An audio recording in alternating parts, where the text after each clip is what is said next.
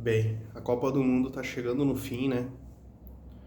E eu tava assistindo o jogo ontem, Argentina e Inglaterra, e como que a parte psicológica de uma equipe pode abater, pode demolir, pode quebrar.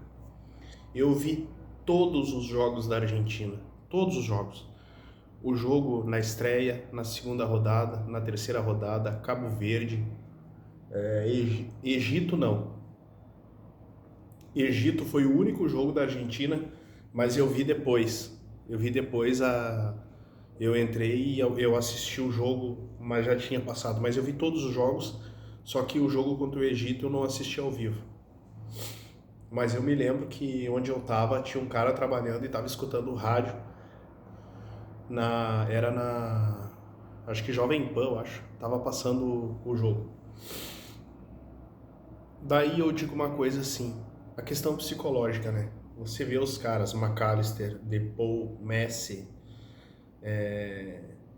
o próprio Emiliano Hernandes, tu vê que é um time forte psicologicamente, é um time que não se abate, é um time que une, é um time que age no coletivo, e é um time que nós, como brasileiros, assim, dá uma certa inveja. Eu tava vendo, eu só não concordo nessa questão do nosso clube, né? Que o Mauro César Pereira falou assim, porque dá uma inveja de ter esses caras no nosso time, não sei o que. Não, eu vou além, eu falo seleção brasileira. E realmente, assim, a seleção brasileira, ela parece fadigada, cara, e parece fadigada ao cansaço, à preguiça, à fadiga, condenada à fadiga, condenada a ser fracassada e choro. E não a Argentina, cara. A Argentina, psicologicamente, a Argentina, os caras são de ferro, meu. Os caras têm muita vontade. E a Argentina é um time assim que, se você for ver defensivamente, tem limitações. Tem limitações. A Argentina tem um histórico. Eu me lembro daquela Copa América que o Brasil ganhou da Argentina com o gol do Adriano e tal. As Argentinas que o Dunga enfrentou quando o Dunga era treinador, que o Dunga sempre teve sucesso contra a Argentina. A Argentina sempre foi frágil defensivamente. A Argentina sempre teve bons volantes, mas a Argentina nunca teve bons zagueiros. Que eu me lembre, eu não me lembro. A não ser se eu nasci em 93, eu tenho 32 anos. Você aí que tem mais idade, talvez vai dizer um zagueiro da Argentina que era foda pra caralho. Eu não me lembro de um zagueiro assim. Tinha o Sorin, mas o Sorin era lateral, não sei. Mas assim, a Argentina sempre teve bons volantes. A Argentina sempre foi um time de bom meio de campo, defensivamente falando, e daí com os seus talentos individuais. Riquelme, Veron, Tevez, o Messi agora, que é um dos maiores jogadores de todos os tempos. E a Inglaterra jogou contra a Argentina, cara. Assim, ó, é inexplicável como a Inglaterra. Assim, ó, parecia um time de gauchão. Parecia falar de verdade, assim, falar sem brincadeira. Parecia o Caxias, parecia o Juventude. Nem o Juventude, nem o Caxias faz isso, tá? Num jogo de campeonato gaúcho, um Glória de Vacaria, um 15 de Campo Bom, alguma coisa assim, jogar contra um time da capital, contra o Grêmio e com o Inter, daí falta, sei lá, 15 minutos para terminar o jogo. Pô, é 30 minutos, 32 minutos do segundo tempo. Tu vai ter que amarrar ali. Daí tu dobra a lateral, tu aumenta os jogadores de meio, tu aumenta a zaga. Às vezes tu termina com 5 jogadores atrás, tu termina com 2 laterais e tu termina com 3 zagueiros, mas são coisas específicas. Futebol gaúcho, aqui, que é um futebol mais Filipão, Tite, aquela linha de 4 do Tite de 2008, que tinha Bolívar, Dani Moraes,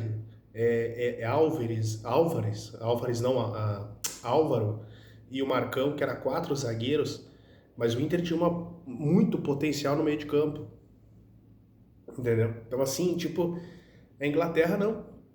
A Inglaterra jogou, fez o gol e depois que fez o gol se acovardou, entrou num nível de covardia terrível, terrível, que, cara, assim, ó, até a pessoa que não entende nada de futebol, a pessoa via aquilo, cara, tu tá trazendo todo o time querendo segurar um resultado, olha o tempo que falta.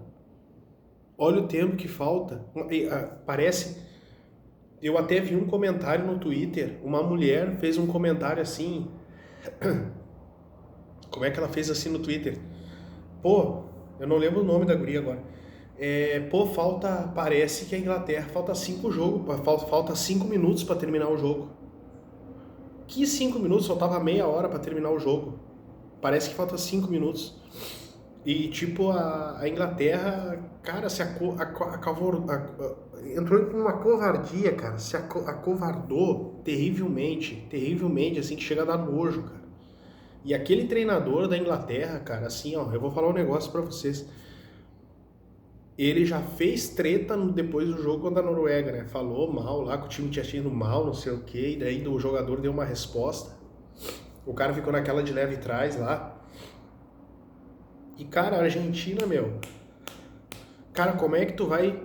Cara, o histórico da Argentina é que nem um histórico de computador, as pesquisas que tu faz. Tu pega Cabo Verde, Egito, Suíça. Tudo bem que a Suíça e a Argentina saiu na frente, a Suíça empatou, mas teve um momento do jogo, esse jogo foi bem tarde da noite aqui, a Suíça poderia ter virado aquele jogo, daí aquele cara fez uma... O cara pegou lá e teve aquela expulsão, que o cara deu aquele pulo, deu aquele mergulho piscineiro lá. Então assim, a Argentina, cara, eu ainda acho que a Espanha vai ser campeã do mundo. Mas não me surpreendo da Argentina pegar e ganhar essa Copa do Mundo. Chegar à quarta Copa do Mundo.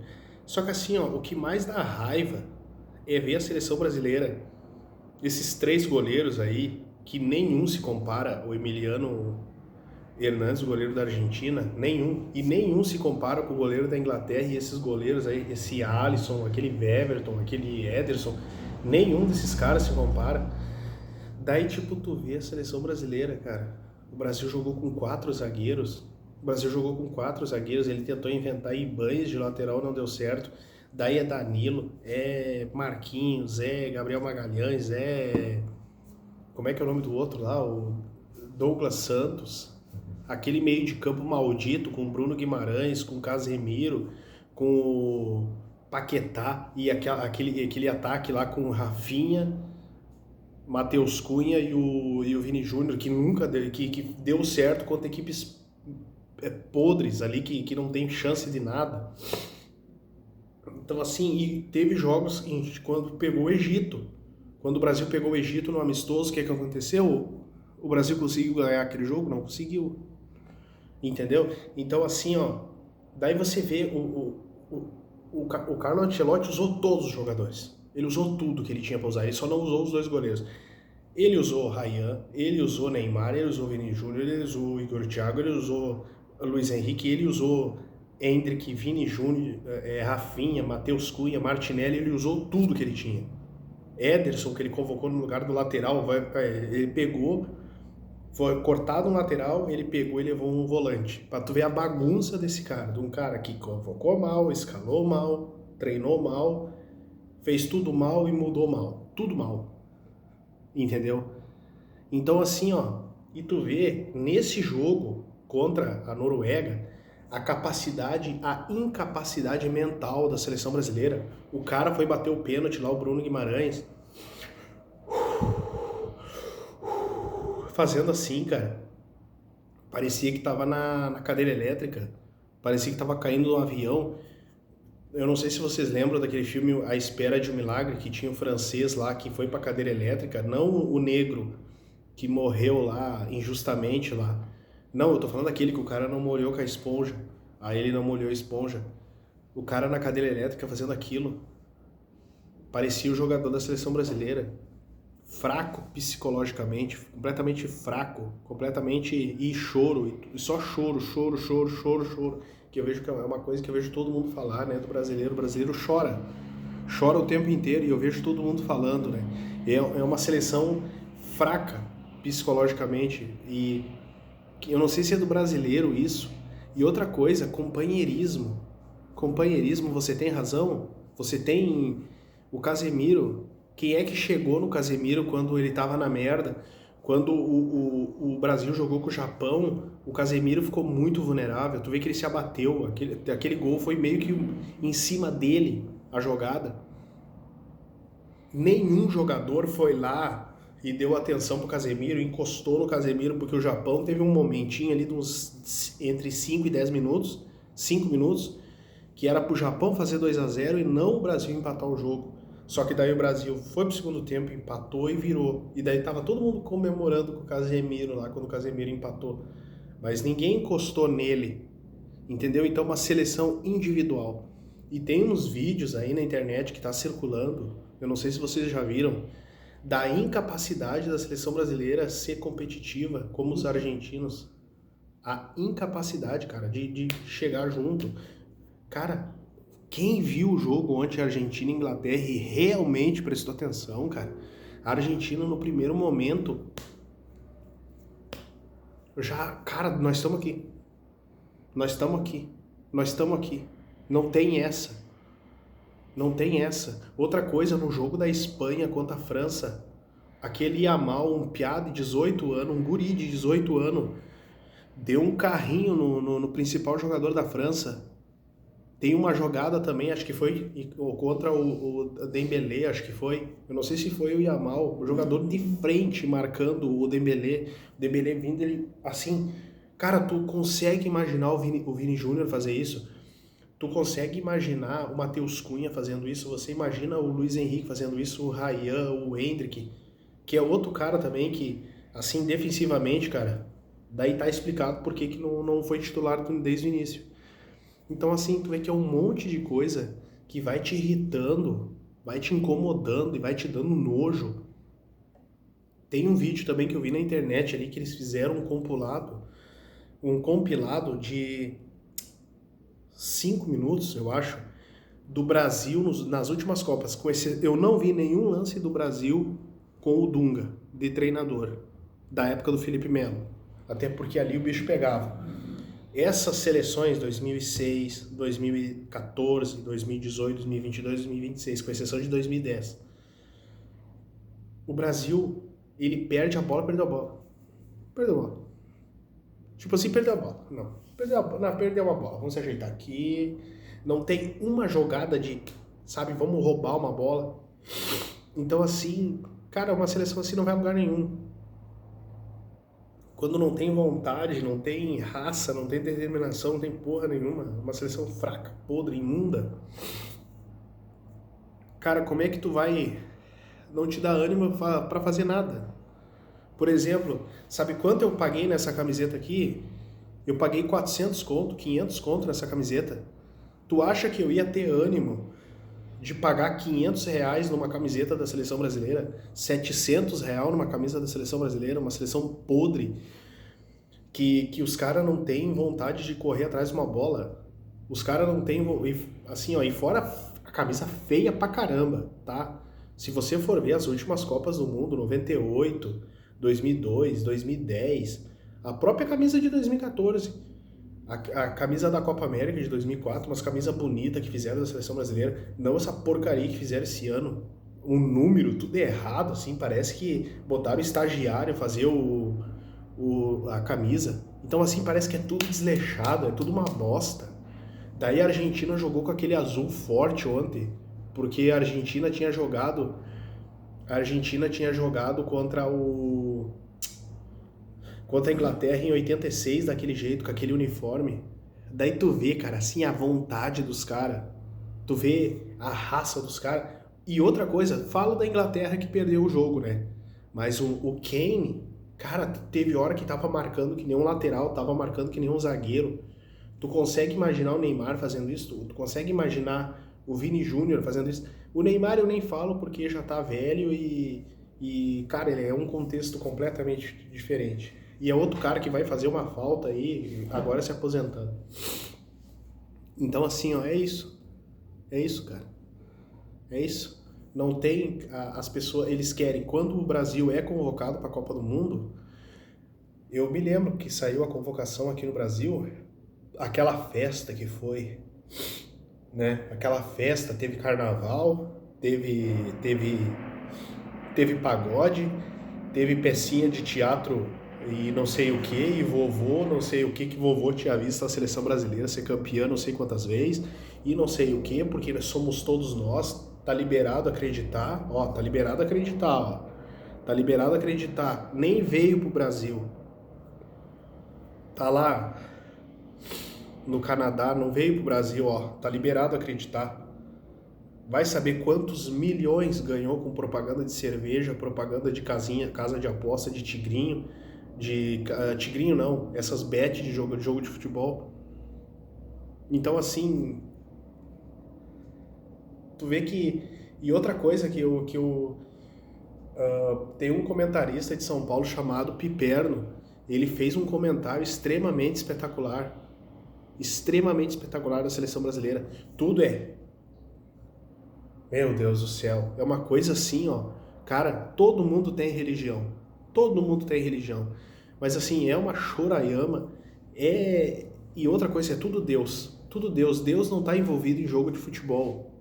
Deus tem coisa muito mais importante do que jogo de futebol, meu amigo. E essa seleção brasileira só sabe falar de Deus. É Deus aquilo, é Deus não sei o quê. Deus tem coisa muito mais importante para se preocupar. Deus tem coisa muito mais importante para se preocupar, tá? Deus tem que se preocupar com a fome na África. Deus tem que se preocupar com o terremoto na Venezuela, com as enchentes que dá aqui no Rio Grande do Sul, tá? Deus não tá preocupado com o jogo de bola. Os caras chutando uma bola cheia de vento. Por que a Argentina ganhou ontem? A Argentina ganhou porque teve mais vontade, teve raça, teve determinação. Tem um jogador que é espetacular, que é o Messi. Daí tem aqueles jogadores que jogam por ele e dizer que o Messi é completamente nulo quando a Argentina tá sem a bola é mentira. O Messi tem um papel tático defensivamente quando o outro time tá atacando. Então assim, ó, daí tu vê o treinador, cara, assim, ó, eu achei, assim, ó, quando o Carlo Ancelotti foi anunciado, eu achei, pô, a seleção brasileira vai ter um treinador na beira do campo e a gente vai olhar, puta que pariu, agora tem um treinador foda. E, cara, nada disso se concretizou, nada disso, nem perto disso. Vai ter o projeto agora, começando do zero, não sei o que e tal. Mas assim, ó, você pega a Argentina, o Lionel Scaloni, o treinador da Argentina, cara, tu vê a vontade do cara, tu vê a frieza em alguns momentos, tu vê a frieza, ele não é um cara emocional. A Argentina pode chorar quando termina o jogo. Ela chora quando termina o jogo. Quando termina o jogo ela chora. Ontem quiseram colocar até um bandeirão lá das Maldivas, lá Malvinas, sei lá como é, que é da Argentina, não sei o que e tal, que tem uma história lá e eu não sou aprofundado disso, eu não sei como é que funciona essa história. Mas assim, e daí o Scaloni, um cara esperto, ele falou numa coletiva, ele falou assim, cara, não vamos esquecer que isso aqui é só um jogo de futebol. É só um jogo de futebol. E a Argentina queria entrar para ganhar. E a Argentina ganhou na raça, ganhou na determinação. E eu vou dizer uma coisa, se a Espanha acha que vai ganhar da Argentina jogando a bola que jogou contra Portugal, ou jogar a bola que jogou contra o Uruguai, ou contra o Cabo Verde, ou contra a Arábia Saudita, tá enganado. Vai perder a Copa do Mundo. A Argentina vai ter que... A Espanha, para ganhar da Argentina, vai ter que jogar mais bola do que jogou contra a França. E aqueles zagueiros da Espanha vão trabalhar como nunca. Porque a Argentina vai ir para cima, e eu digo uma coisa, a Argentina vai fazer no mínimo um gol. No mínimo 1 ou 2. E a Espanha não tem um currículo de fazer muitos gols. Não tem um currículo de fazer muitos gols. Então, assim, ó, eu não me surpreenderia da Argentina se tornar tetracampeã do mundo. Porque aí fecha com chave de ouro, né? Essa trajetória do Messi e tal.